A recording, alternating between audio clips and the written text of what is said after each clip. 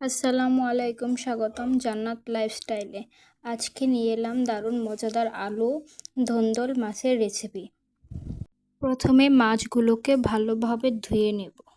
এবার এর মধ্যে আমি দিয়ে দিচ্ছি 1 চামচ হলুদের গুঁড়ো, সামান্য পরিমাণ লবণ দিয়ে ভালোভাবে মেখে নিতে হবে। ভালোভাবে মেখে নেওয়ার পর 10 মিনিটের জন্য রেখে দেব।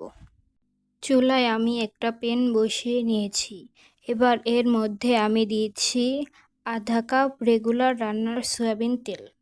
তেলটা গরম হয়ে যাওয়ার পর এর মধ্যে আমি মাছগুলোকে দিয়ে দিলাম। এরপর এক পাশ ভেজে নেব।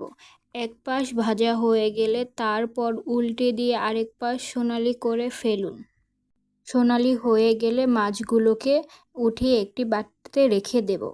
এবার অন্য একটি প্যানে আমি আবার রেগুলার সয়াবিন তেল আধা কাপের মতো দিয়েছি। তেলটা গরম হয়ে যাওয়ার পর এর মধ্যে আধা কাপ পরিমাণ পেঁয়াজ কুচি দিয়ে দিলাম। পেঁয়াজ কুচিটা ভালোভাবে ভাজা হয়ে গেলে এর মধ্যে 1 চা চামচ রসুন বাটা, 1 চা চামচ জিরা বাটা হালকা ভাজা হয়ে গেলে মিশিয়ে নিন।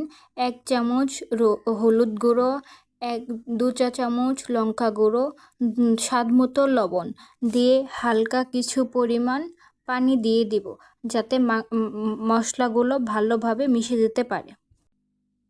এবার আলু দিয়ে দিচ্ছি। আলু দেওয়ার পর আলুটা হালকা একটু সিদ্ধ হওয়ার পর ঢেলে দেব ধুন্দল।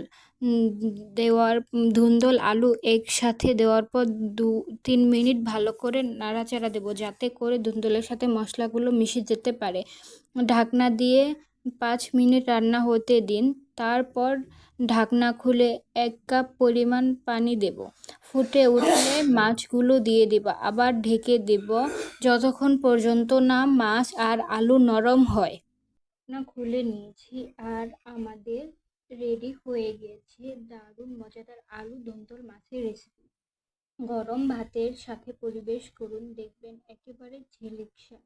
লাইক, শেয়ার আর সাবস্ক্রাইব করতে ভুলবেন না জান্নাত লাইফস্টাইল এর সাথে থাকুন প্রতিদিন নতুন রেসিপির জন্য।